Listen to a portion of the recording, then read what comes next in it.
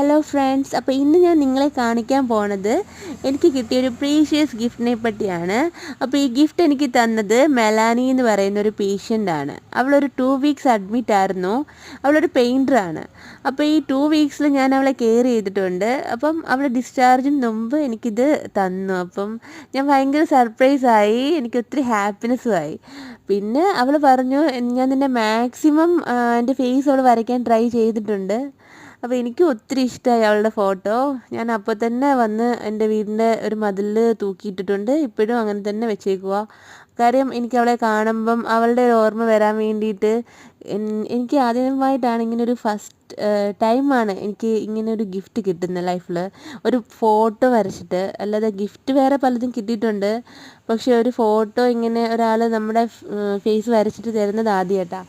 അപ്പോൾ എനിക്കിതൊരു പ്രീഷ്യസ് ഗിഫ്റ്റാണ്. ഞാനത് എന്നും സൂക്ഷിക്കും.